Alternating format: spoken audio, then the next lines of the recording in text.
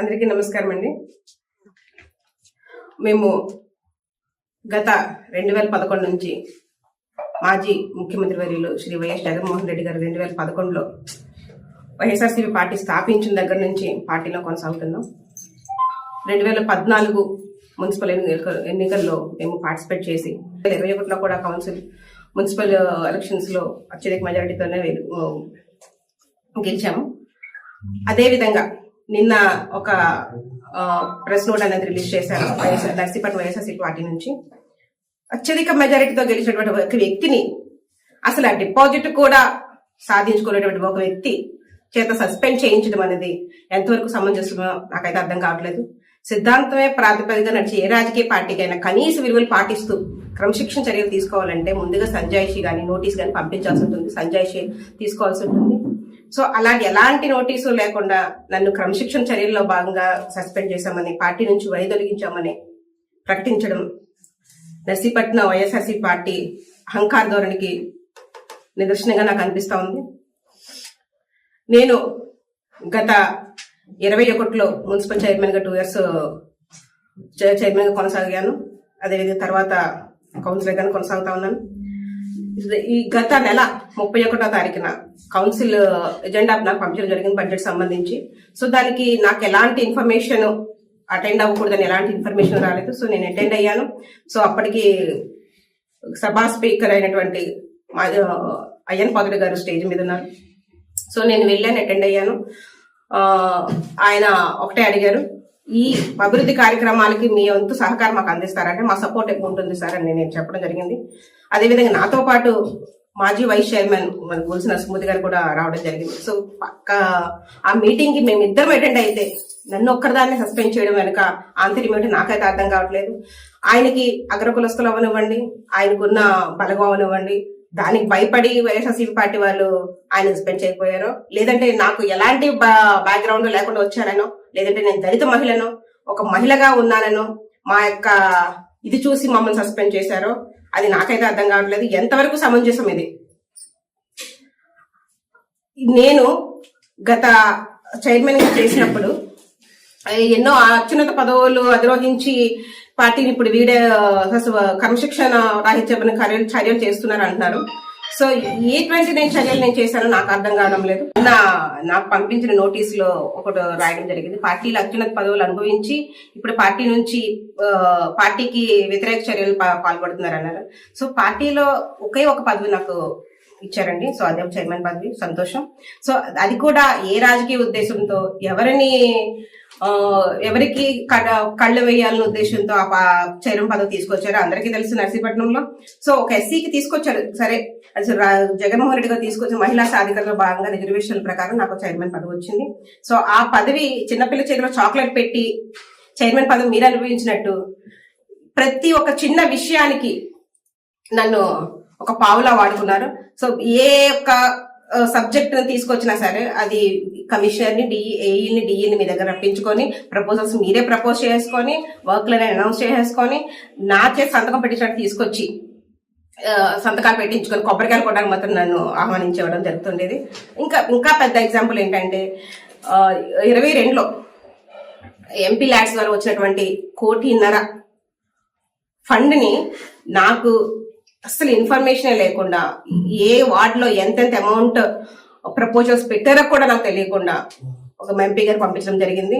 So మీరు assembly సమావేశాలు ఉండడం వల్లనో మరి ఏ విధంగా తెలియదు ఎంపీ గారు నాకు కాల్ చేయడము, సో ఆదిలక్ష్మి సో వర్క్లు వచ్చాయి మీ మున్సిపాలిటీకి సంబంధించి నేను 1.5 కోటి ఇచ్చాను, సో దానికి వచ్చి నువ్వు శాంక్షన్ అయిందామని వచ్చి తీసుకునేదాకా నాకు అసలు ఆ వర్క్లు పెట్టారనే విషయం కూడా నాకు తెలియదు. అంటే అంత దారుణమైన చైర్మన్ పదవి నేను అనుభవించాను. సో ఏదో పదవి అనుభవించాలంటున్నారు కదా, సో అప్పుడు నేను తీసుకొచ్చి ఆ వర్కులకు కూడా నేను పోరాడి ఎలా ఇచ్చేస్తారని ఆపోజిట్ పార్టీ వచ్చినా నేను ఆ వర్కుల కోసం పోరాడి మేమే తీసుకొచ్చాం, మేమే ప్రపోజ్ చేశామని చెప్పుకొని మరీ నేను పార్టీకి సపోర్ట్ గా నిలిచి ఉన్నాను. సో ఇలా ఎన్నో అభివృద్ధి కార్యక్రమాలు అంటే ఒకసారి ఇంకొక ఎగ్జాంపుల్ ఏంటంటే అన్ని మన జగన్మోహన్ రెడ్డి గారు పార్టీ కులం చూడడం మతం చూడడం పార్టీలు చూడడం అనే ఒక నినాదం తీసుకొచ్చారు. సో ఆ సిద్ధాంతం ప్రకారం నేను అన్ని వార్డుల్లో సమానమే అని చెప్పి అక్కడ గవర్నమెంట్ హాస్పిటల్ దగ్గర డ్రైన్ అత్యంత దారుణంగా ఉందని తెలిసి 15 లక్షల రూపాయలు దానికి జనరల్ ఫండ్ నుంచి అలాట్ చేయడం జరిగింది. సో దానికి నా వైసీపీ కౌన్సిలర్ చేతే, మా వైసీపీ కౌన్సిలర్ చేతే నా మీద దండయాత్ర చేయించారు కౌన్సిల్ మీటింగ్ లోనే. నాకు ఎంత అవమానం చేశారో ఆ విషయమై మీ దగ్గరకు వస్తే మా అన్నా చెల్లెలు ఇద్దరి కళ్ళంటి నీళ్లతో మీరు వెనక్కి పంపించారు. అప్పటికి మేము పార్టీని వేయలేదు. జగన్మోహన్ రెడ్డి గారి అభిమానంతోనే మేము అవన్నీ మింగుకొనే మేము భరించి పార్టీలో కొనసాగాం. అదే విధంగా 2 సంవత్సరాలు కంప్లీట్ అయిన తర్వాత మీరు కూడా మమ్మల్ని పిలవకుండా ఎవరో వాళ్ళు ఇద్దరు ముగ్గురు చేత మేము పార్టీకి రాజీనామా చేయాలని, చెయ్యకపోతే మమ్మల్ని పర్సనల్ గాను ప్రొఫెషనల్ గాను ఇబ్బంది పెట్టి బలవంతంగా నా చేత రాజీనామా చేయించారు. ఏమనంటే ముందస్తు ఒప్పందం అంటారు. చూపించండి ఎక్కడ న్యాయం జరిగిందో మా ఎస్సీ వాళ్ళకి. దాన్ని 3 ముక్కలు చేసి ఒక సగం ఆదిలక్ష్మి అంటారు, సగం సుబ్బలక్ష్మి అంటారు, సగం ఏమో ఇంకొక బాలమ్మ అంటారు. సో ఎక్కడ సార్ ఎక్కడ మీరు మాకు న్యాయం చేశారు? ఎస్సీ వాళ్ళు అంటే ఇప్పటికీ మీ మీద అపోజిట్ పార్టీ వాళ్ళు ఎవరైనా సరే కౌంటర్ ఇస్తే మీ వెనక ఉన్న వాళ్ళే మీకు సపోర్ట్ చేస్తూ మాట్లాడడానికి భయపడతారు. వాళ్ళు కూడా మా ఎస్సీ కుర్రోడే వచ్చి నిన్ను సపోర్ట్ చేస్తూ మాట్లాడితే గానీ నువ్వు ముందుకు వెళ్లే పరిస్థితి లేదు. సో అంటే ఎస్సీ వాళ్ళు నీకు ఒక రక్షణ కవచమా? ఎస్సీ వాళ్ళు నీకు పని చేయడానికి పనికిరారా? ఎస్సీ వాళ్ళు నీకు షోకేసులు బొమ్మల్లా పనిచేయాలా? ఎస్సీ వాళ్ళు అంటే అంత చులకన భావమా? ఈ రోజు నన్ను సస్పెండ్ చేయడం వెనక ఉన్న కారణం ఏంటి? నేను ఎస్సీ మహిళనే కదా. నీకు ఎస్సీలో కూడా డమ్మీలే కావాలి, విద్యావంతులు అవసరం లేదు. విద్యావంతులు అయితే ప్రతి దానికి క్వశ్చన్ చేస్తారు, ప్రతి దానికి అడ్డుకట్టబడతారు, ప్రతి దానిలో మిమ్మల్ని ప్రశ్నిస్తారు. అలా ప్రశ్నించకూడదు. అందుకని ఎస్సీ చేసి డమ్మీ చేయాలని ఒకే ఒక ప్రాతిపదికను మీరు నడిపించారు ఈ మున్సిపాలిటీ. సో అభివృద్ధి వైపు మీరు సపోర్ట్ చేయాలి. ఎంపీ ల్యాడ్స్ ద్వారా వచ్చినటువంటి 1.5 కోటి ఫండ్ ని నాకు అసలు ఇన్ఫర్మేషన్ లేకుండా, ఏ వార్డ్ లో ఎంతెంత అమౌంట్ ప్రపోజల్స్ పెట్టారో కూడా నాకు తెలియకుండా ఒక ఎంపీ గారు పంపించడం జరిగింది. సో మీరు అసెంబ్లీ సమావేశాలు ఉండడం వల్లనో మరి ఏ విధంగా తెలియదు, ఎంపీ గారు నాకు కాల్ చేయడము, సో ఆదిలక్ష్మి సో వర్క్లు వచ్చాయి మీ మున్సిపాలిటీకి సంబంధించి 1.5 కోటి ఇచ్చాను. సో దానికి వచ్చి నువ్వు శాంక్షన్ అయిందామని వచ్చి తీసుకునేదాకా నాకు అసలు ఆ వర్క్లు పెట్టారనే విషయం కూడా నాకు తెలియదు. అంటే అంత దారుణమైన చైర్మన్ పదవి నేను అనుభవించాను.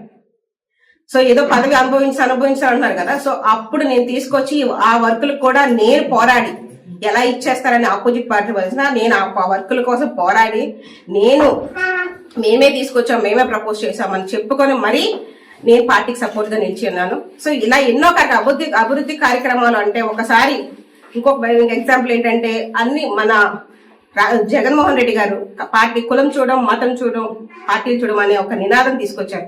సో ఆ సిద్ధాంతం ప్రకారం నేను అన్ని వార్డుల్లో సమానమే అని చెప్పి అక్కడ గవర్నమెంట్ హాస్పిటల్ దగ్గర డ్రైన్ అత్యంత దారుణంగా ఉందని తెలిసి 15 లక్షల రూపాయలు దానికి జనరల్ ఫండ్ నుంచి అలాట్ చేయడం జరిగింది.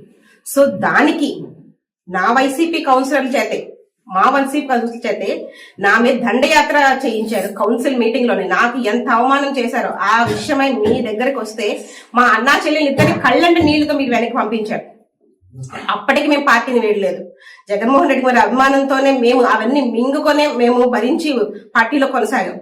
అదే విధంగా 2 సంవత్సరాలు కంప్లీట్ అయిన తర్వాత మీరు కూడా మమ్మల్ని పిలవకుండా ఎవరో వాళ్ళు ఇద్దరు ముగ్గురు చేత మేము పార్టీకి రాజీనామా చేయాలని, చెయ్యకపోతే మమ్మల్ని పర్సనల్ గాను ప్రొఫెషనల్ గాను ఇబ్బంది పెట్టి బలవంతంగా నా చేత రాజీనామా చేయించారు. ఏమనంటే ముందస్తు ఒప్పందం అంటారు. చూపించండి ఎక్కడ న్యాయం జరిగిందో మా ఎస్సీ వాళ్ళకి. దాన్ని 3 ముక్కలు చేసి ఒక సగం ఆదిలక్ష్మి అంటారు, సగం సుబ్బలక్ష్మి అంటారు, సగం ఏమో ఇంకొక బాలమ్మ అంటారు. సో ఎక్కడ సార్ ఎక్కడ మీరు మాకు న్యాయం చేశారు? ఎస్సీ వాళ్ళు అంటే ఇప్పటికీ మీ మీద అపోజిట్ పార్టీ వాళ్ళు ఎవరైనా సరే కౌంటర్ ఇస్తే మీ వెనక ఉన్న వాళ్ళే మీకు సపోర్ట్ చేస్తూ మాట్లాడడానికి భయపడతారు. వాళ్ళు కూడా మా ఎస్సీ కుర్రోడే వచ్చి నిన్ను సపోర్ట్ చేస్తూ మాట్లాడితే గానీ నువ్వు ముందుకు వెళ్లే పరిస్థితి లేదు. సో అంటే ఎస్సీ వాళ్ళు నీకు ఒక రక్షణ కవచమా? ఎస్సీ వాళ్ళే నీకు పని చేయడానికి పనికిరారా? ఎస్సీ వాళ్ళు నీకు షోకేసులు బొమ్మల్లా పనిచేయాలా? ఎస్సీ వాళ్ళు అంటే అంత చులకన భావమా? ఈ రోజు నన్ను సస్పెండ్ చేయడం వెనక ఉన్న కారణం ఏంటి? నేను ఎస్సీ మహిళనే కదా. నీకు ఎస్సీలో కూడా డమ్మీలే కావాలి, విద్యావంతులు అవసరం లేదు. విద్యావంతులు అయితే ప్రతి దానికి క్వశ్చన్ చేస్తారు, ప్రతి దానికి అడ్డుకట్టబడతారు, ప్రతి దానిలో మిమ్మల్ని ప్రశ్నిస్తారు. అలా ప్రశ్నించకూడదు. అందుకని ఎస్సీ చేసి డమ్మీలుగా ఉంచేయాలని ఒకే ఒక ప్రాతిపదికను మీరు నడిపించారు ఈ మున్సిపాలిటీ. సో అభివృద్ధి వైపు మీరు సపోర్ట్ చేయాలి. నేను అయ్యన్న పాత్ర గారు అడిగినటువంటి అభివృద్ధిలో మీరు సపోర్ట్ చేస్తారమ్మా ఆదిలక్ష్మి అంటే, నర్సీపట్నం అభివృద్ధిలో నేను సపోర్ట్ చేస్తాను సార్, మీ పూర్తి సహాయ సహకారాలు అందిస్తూ మా యొక్క నర్సీపట్నం అభివృద్ధి పరచడంలో నేను సపోర్ట్ చేస్తానని చెప్పాను. ఆ సపోర్ట్ చేస్తానని చెయ్యెత్తినందుకు, అభివృద్ధిలో ముందుకు సపోర్ట్ చేసినందుకు మీరు దాన్ని సస్పెండ్ చేశారు. సో ఇప్పుడు నేను చెప్తున్నానండి, అభివృద్ధి నర్సీపట్నం ప్రజలకు అభివృద్ధి చేసే ఏ కార్యక్రమంలో అయినా నా మద్దతు కంప్లీట్ గా ఉంటుంది. నేను మద్దతు తెలియజేస్తాను. సో మన రాజకీయాల్లో వచ్చిన ప్రజలకు మేలు చేయడానికి. సో దానికి పార్టీకి సంబంధం లేదు. అధికారంలో మనం ఉన్నప్పుడు మనం ప్రయత్నించాం. సో వాళ్ళు ఉన్నప్పుడు వాళ్ళకి సపోర్ట్ చేయాలి. సో అప్పుడే కదా ప్రజలు మనల్ని హర్షిస్తారు. సో వైసీపీ పార్టీ నర్సీపట్నంలో ఏ విధంగా ఉంది, అభివృద్ధి వైపు సపోర్ట్ చేస్తుందా, అభివృద్ధి వైపు సపోర్ట్ చేస్తే సస్పెండ్ చేస్తుందా అన్నది మీ యొక్క నిర్ణయానికే వదిలేస్తున్నారు. అరే మీ వెనక తిరిగే నాయకుల్లో పట్టుమని 10 మంది ఓట్లు వేసే నాయకులు లేరు, 10 మంది ఒకళ్ళు వస్తే 10 మంది వాళ్ళ వెనకాల నడిచేవాళ్ళు లేరు. వాళ్ళందరూ కలిసి మమ్మల్ని ప్రశ్నిస్తూ నన్ను సస్పెండ్ చేసేంత స్థితికి మీరు తీసుకొచ్చారు. మీరు నన్ను సస్పెండ్ చేయొచ్చు కదా, మీకు అంత సమర్థత లేదా? మీరు డైరెక్ట్ గా సస్పెండ్ చేస్తే నేను హ్యాపీగా ఫీల్ అయ్యేదాన్ని. మీరు ఒక ఇన్ఛార్జ్ గా ఉన్నారు కాబట్టి మీరు నన్ను సస్పెండ్ చేయాలి, లేదా జిల్లా నుంచి నన్ను సస్పెండ్ చేయాలి.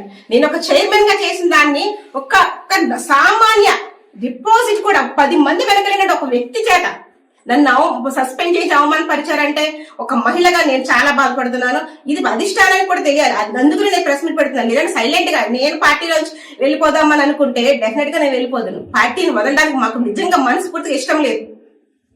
సో ఈ విధంగా సస్పెండ్ చేసి నా పని ఇంకా మీరు సులువు చేశారు. నేను పార్టీని వదలాలంటే నేను ఒక్కరిదాన్ని వెళ్ళిపోతే సరిపోదండి. నా వెనక చాలా మంది జనం ఉన్నారు. జిఎన్ఆర్ అంటేనే జనం అంటేనే జిఎన్ఆర్. సో అలాంటి జిఎన్ఆర్ పార్టీని వదలాలంటే చాలా చాలా ఆలోచించాలి, చాలా ఇది చేయాలి. సో మా అనుకున్న మా ప్రజల కోసం మేము ఏమైనా చేస్తాం. వాళ్ళ యొక్క నిర్ణయం తీసుకొని వాళ్ళ యొక్క మద్దతుతోనే మేము ఏ అడిగేసినా ముందుకు వేస్తాం. అంతేగాని మా పాడుగా ఏదో నేను ఒక్కరిదాన్ని వచ్చేసాను, జిఎన్ఆర్ ఒక్కరు వచ్చేసారు అని ఎప్పుడు మేము ముందుకు వెళ్ళలేదు. సో దయచేసి ఇదంతా గమనిస్తారని, పార్టీ నర్సీపట్నం వైఎస్ఆర్ పార్టీ రాష్ట్రంలో ఏ విధంగా ఉందో ఒక్కసారి ప్రతి ఒక్కరు గమనిస్తారని తెలియజేస్తున్నాను. Thank you. ఈ విధంగా నేను పార్టీని వదలనుకోవట్లేదు, కానీ ఈ విధంగా నేను జగన్మోహన్ రెడ్డి గారిని విడిచిపెట్టాల్సి వస్తుంది కాబట్టి దానికి నేను చాలా బాధపడుతున్నాను. దయచేసి నన్ను క్షమించండి. Thank you. ఇదే కమిషనర్ మీద మొన్న రీసెంట్ గా ఒక కంప్లైంట్ పెట్టారు. ఒక మున్సిపాలిటీ కమిషనర్ ఒక పార్టీకి తొత్తుగా పనిచేస్తున్నాడు. అదే కమిషనర్ మా హయాంలో ఉన్నప్పుడు మా కమిషనర్ మాకు సపోర్ట్ చేయట్లేదండి, అది పార్టీకి చెడ్డ పేరు వస్తుంది, వర్కులు వెయిటింగ్ సపోర్ట్ చేయట్లేదు, ఆయన ఇష్టం వచ్చినట్టు బిహేవ్ చేస్తా ఉన్నారు, ఈ విధంగా చేస్తే మన నర్సీపట్నం ప్రజలకు న్యాయం చేయలేము అని నేను ఎంత మొత్తుకున్న జిఎన్ఆర్ గారు నేను 1.5 years మీకు విన్నవించుకున్నాం. అప్పుడు అస్సలు పట్టించుకునే లేదు. ఆయన రోడ్ రైడింగ్ విషయంలో మిమ్మల్ని నడి రోడ్డు మీద తిడితే ఆయన సస్పెండ్ చేయడానికి మీకు 3 నెలలు టైం పట్టింది. సో అది మీ యొక్క సమర్థత. దానికి మీరు ఎంత ఇదిగా కుదరండి, అది మీ సమర్థత.